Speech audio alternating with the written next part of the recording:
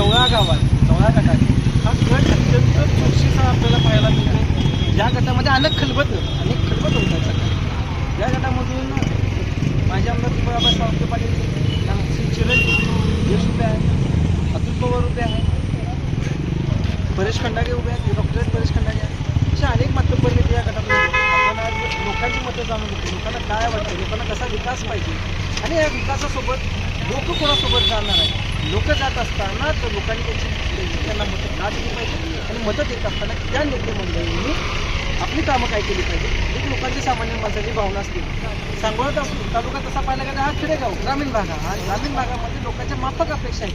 लोकांना बेसिक काही गोष्टीची गरज असते, बेसिक नीडची गरज असते लोकांना, आणि हे नेते मंडळ पूर्ण करणार की हे देखील आपल्याला पाहणं गरजेचं येणाऱ्या कारण. काका तुमचं नाव काय आणि तुमचं गाव कुठलं आहे?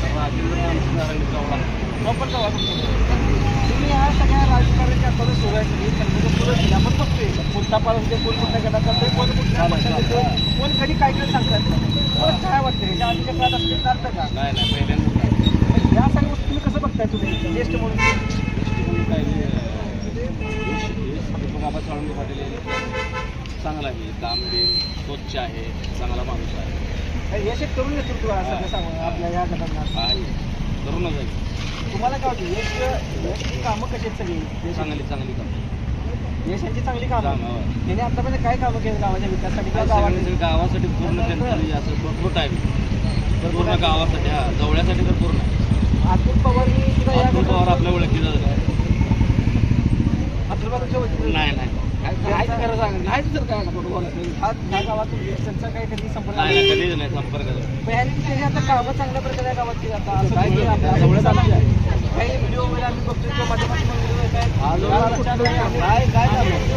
काय काम काय नाहीच काम आहे. अजून काय काम आहे गावात? काय नाही अजून मला तर येते दिला दिला आहे. अतुल पवार म्हणते तो उभारला अतुल पवार उभारले गावात नाही. जगदीश पाटील पहिलं नाव आहे. जगदीश पाटील त्यांना बी नाही. हे नाव सुद्धा घ्या त्यांना बी आपण बघितलं. त्या निवडणुकासाठी सगळं असं म्हणजे बदलते सगळं राजकारण. कोण कुठल्या गटात जाते, कोण युती करते, सगळं तुम्हाला कसं वाटतं? सगळं करायला पाहिजे का नाही करायला पाहिजे? जे मनात जायचं आपण काय कुणाला मालक आहे. लोकांचं मत काय? कारण निवडून लोक देणार. आज तुम्ही निवडले, तुम्ही आज सगळी मंडळी तुम्ही निवडून देणार. स्वच्छ माणूस बघून देणार नाही. स्वच्छ कामाचा माणूस, चांगला माणूस, स्वच्छ पोरी पाठी पाहिजे. गणेश दादांचं असं कधी प्रसंग घडलाय का एखादा की तुम्हाला एखाद्या काम सांगितलं त्यांनी लगेच काम केलं? मी काय काम गावातच आहे. गावातलीच काय वैयक्तिक काम नाही, गावातलीच काही कामं तुम्ही सांगितलं त्याचं काही काम ते झाले नाही? करते ते कामं करते, कारण मी काय गेलो नाही कधी. कामं करते ते कामं करते. बाकीचे लोक कामं करतील का नाही? संबंधच नाही, गाठच नाही तर कसं. आज ह्या काकांनी अत्यंत महत्त्वाचा प्रश्न उपस्थित केला आहे. जे नेते मंडळी उभे राहिले या गावात सुद्धा अजूनपर्यंत आलेले नाही. निवडणुका जवळजवळ तोंडावर निवडणुका येणाऱ्या काही दिवसातच हे सगळ्या निवडणुकीचं चित्र हे स्पष्ट होणार आहे. आणि आपल्याला जर नेते मंडळी आजपर्यंत गावात येत असेल लोकांनी मत घ्यायचं कसं हा देखील या जनतेला प्रश्न विचारला. तुमचं नाव काय सांगा?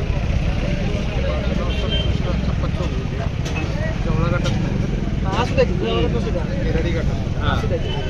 पण तुम्हाला काय वाटतं हे सगळे राजकारण? आता सगळे आपण बघतो हे सगळं राजकारण. ह्या राजकारणाकडे तुम्हाला काय वाटतं? कारण राजकारण हे जरी जवळ आणि खेडेगड जरी असणार तरी नेते मंडळी आणि पक्ष जे सगळे आपले आहेत ते सगळे ह्याच भागात येणार.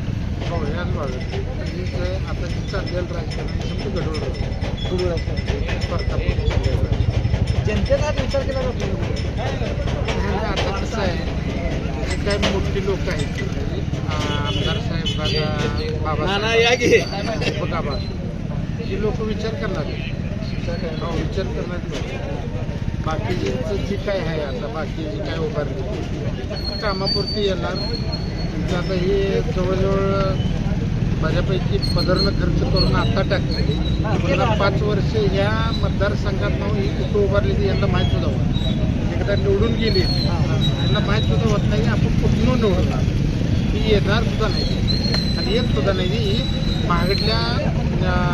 महागडे जिल्हा परिषद निवडणुकीत असं झालेलं आहे. तुम्ही एकतपूर गटात बघा, एकतपूर गटातला अभ्यास करा. एकतपूर गट जे आहे त्यातून निवडूनच घ्या. तिथं तुम्ही 4-2 लोकांना विचारा ही परत माणूस आला आधी असं केलं तुम्ही म्हणून टाकला हे केलं बरोबर आहे, मान्य आहे. तुम्ही त्या पुन्हा मतदारसंघात जात नाही ना. म्हणजे एकदा निवडून आल्यानंतर तुम्ही त्या मतदारसंघात जात नाही. तुम्ही असं कुठल्या म्हणायचंय. मला ह्याच्यापेक्षा वेगळं म्हणायचं, तुम्ही कुठल्या मतदारसंघात ना आला हे तुम्हाला आठवत सुद्धा नाही.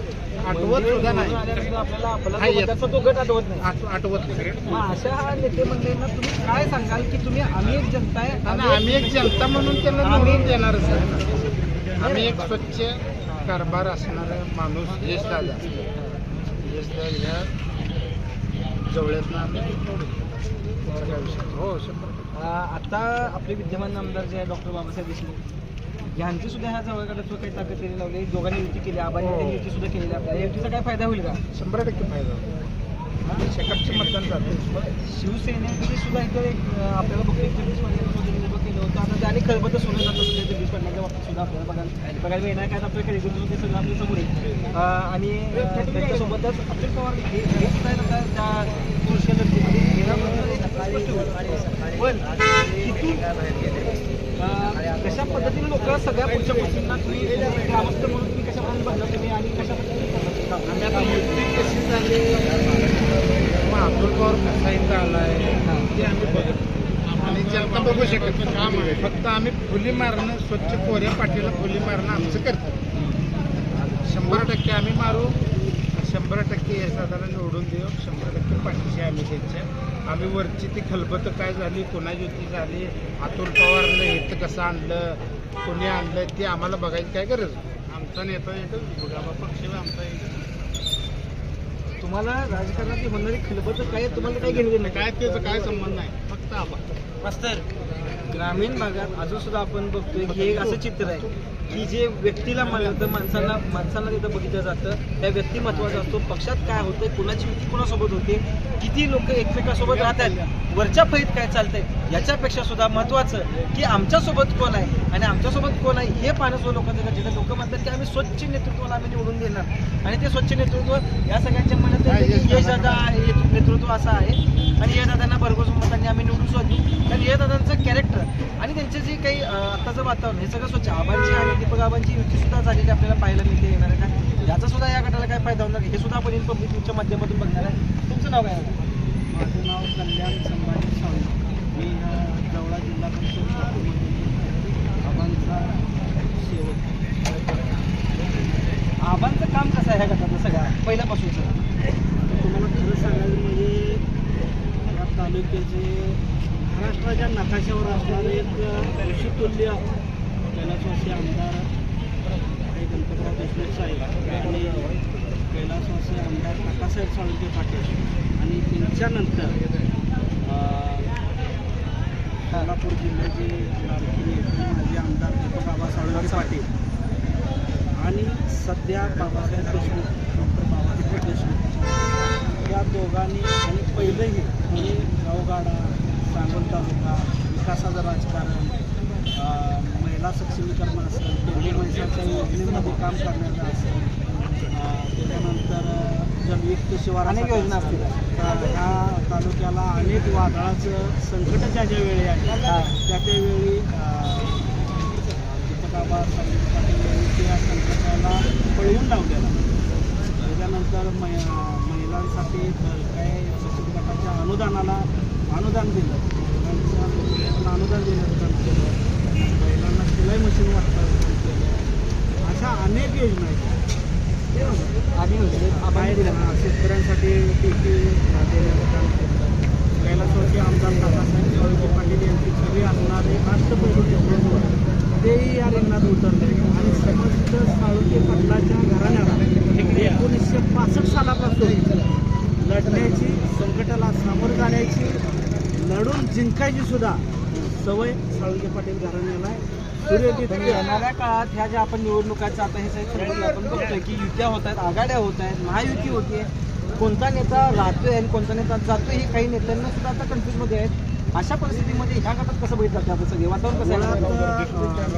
महाराष्ट्र राज्याचं राजकारण वेगळं आहे आणि ह्या तालुक्यात डॉक्टर बाबासाहेब देशमुख आणि आदरणीय दीपक आबा साळुंखे पाटील हे जे ठरवतील आणि मागेही तसंच झालेलं आहे आणि आताही तसंच होणार आहे. पण नगरपालिकेला हे सगळे एकत्र असताना थोडंसं त्यांना पराजय बघायला मिळाला नगरपालिका सांगोला शहरातील एक नगरपालिका. लक्षात घ्या, नगरपालिका हा शहरी भागातला विषय थोडा वेगळा असतो आणि ग्रामीण भागातला शेतीचा पाया मजबूत करण्यासाठी आरोग्य असेल, पाणी असेल, पर्यावरण सुविधा. असेल, मूलभूत सुविधा असतील, ह्या गोष्टी वेगळ्या असतात आणि त्या सातत्यानं पाठपुरावा करून दीपक आबा सावंत पाटील आणि डॉक्टर बाबासाहेब देशमुख यांनी सातत्यानं पाठपुरावा करून ती कामं करण्याचा प्रयत्न केला आणि अनेक डॉक्टर बघितले, हा. पण डॉक्टर बाबा अनेक डॉक्टरांनी भूल देऊन ऑपरेशन केले ते. हा. डॉक्टर बाबासाहेब देशमुख बिन भूल देता ऑपरेशन करणारं नेतृत्व सक्सेस होते काय बिनबुल देतं केलं ऑपरेशन? कारण त्रास होतो त्या बिनबुलेचा ऑपरेशनचा. होत जरी विरोधकांना असला, त्रास होतो, कुणाला त्रास होतोय विरोधकांना त्रास होतो. त्या गोष्टी नुसतं डॉक्टर नाही, ते एक अष्टपैलूच नेतृत्व आहे. त्याशिवाय ते आमदार झाले नाही ते आपल्याला सत्ता येणार नाही. म्हणजे आज बाबासाहेब देशमुख अनेक डॉक्टरांपैकी ते सुद्धा एक डॉक्टर आहेत, पण ते भूल न देता ऑपरेशन करतात. ते तितक्याच ताकदीनं ऑपरेशन त्यांचं सक्सेस सुद्धा होतं आणि ह्या सगळ्या अष्टपैलू नेतृत्वातून त्या आज सांगोला तालुक्याचे विद्यमान आमदार सुद्धा आहेत. तुम्ही म्हणला की विरोधकांना जर त्रास होतो बोलणं देताच्या काळातला, कशा प्रकारे विरोधकांना त्रास होतो हा? बाबासाहेब देशमुख आणि दीपक आबा एकत्र आल्यानंतर त्यांना माहित आहे ही विजय निश्चित आहे, त्यामुळे त्यांना सगळ्यात मोठा त्रास व्हायला लागलाय. मग काय तो पडसाद काय दिसत काय या गावात आपल्याला किंवा या भागातल्या ह्या गटातलं काय तसं काय? पडसाद सगळे या म्हणजे गटामध्ये अतिशय छान वातावरण आहे. 39,710 मतदान आहे. जवळा असेल, वाकी असेल, वाणी चिंचाळे असेल, आलेगाव असेल, बुर्लेवाडी असेल, मेडसिंगी असेल, सावं, बामणे, मेथोडं, देवळं, राजापूर 15 गावाचा 15 गावाचा 14 गावं, 15 गावं. 15 गाव. आदरणीय दीपक आबा आणि डॉक्टर बाबासाहेब देशमुख यांना वन वे जाईल मग. वादळात दिवा लावू नका म्हणून सांगा विरोधी पक्षाला. पाऊस पडल्यावर जशा छत्र्या उगवते त्या तशी ही बाकीची पुढारी आहेत असं आमचं ठाम मत आहे. आणि सूर्यदित्य दीपक आबा साळुंखे म्हणजे आम्ही जवळ्या गावातील माणसं उगवत्या सूर्याला नमस्कार करणारी माणसं आहे, मावळत्या सूर्याला नाही. हेही लक्षात असू द्या. आपल्या माध्यमातून मी डिजिटल मीडियाच्या माध्यमातून हेही सांगतोय. आणि तुम्ही मगाशी उपस्थित केलेला एक प्रश्न कोणता आहे तर गेल्या नगरपालिकेला झालेल्या इकड तिकडच्या गोष्टी आणि काय तुझ्या घटना घडामोडी म्हणजे आपल्या सगळ्या तालुक्याने बघितलेल्या गोष्टी आहेत त्या. बरोबर. त्यात सुद्धा तुम्ही तुमच्या माध्यमातून एक भगवद्गीतेतला एक उपदेश आपल्याला सांगतोय की काय नगरपालिकेच्या वेळेत जे काय टीकाटिप्पणी झाल्या, काय वाचाळगरासारखं बोलणं झालं, पण मी आपणास सांगतो श्रीकृष्ण आणि शिशुपाल ज्यावेळेस लहान होती त्यावेळेस एक भविष्यवाणी झाली की श्रीकृष्णाच्या हातनं शिशुपालचा वध होणार आहे. तर श्रीकृष्णाच्या आत्याला मुलगा त्याची आत्या म्हणायला लागली श्रीकृष्ण तुझ्या हातनं माझ्या शिशुपालचा वध होणार आहे आणि ही मी भविष्यवाणी अशी ऐकली आहे, तर बाबा तू तसं काय करू नको, तुझ्या हातनं काय वध होऊ देऊ नको.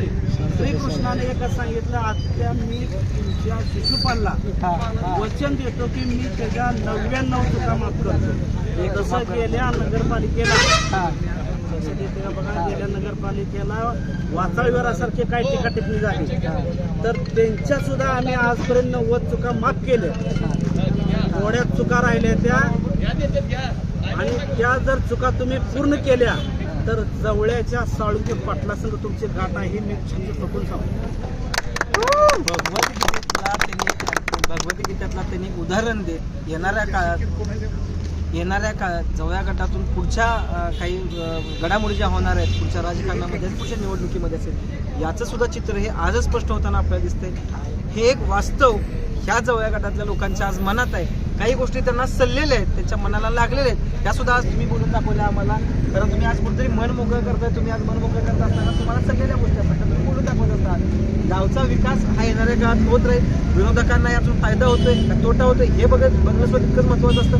परंतु या गावामध्ये वर काय चालतंय आणि वरचं राजकारण कशा प्रकारे होते, युती आघाड्या कशा होते याच्या पलीकडे जाऊन माणूस कसा आहे, त्याचं कॅरेक्टर कसं आहे, तो किती प्रकारे लोकांमध्ये मिसळतो, लोकांच्या मदतीला जातोय हे देखील इथं पाहिलं जाते. त्याच लोकांना इथे निवडून देण्याचा एक लोकांचा हा अट्टास आहे, हा मानस आहे. येणाऱ्या काळात इन पब्लिक न्यूज पुन्हा एकदा या सगळ्या गोष्टीवर लक्ष देऊन असेल. धन्यवाद.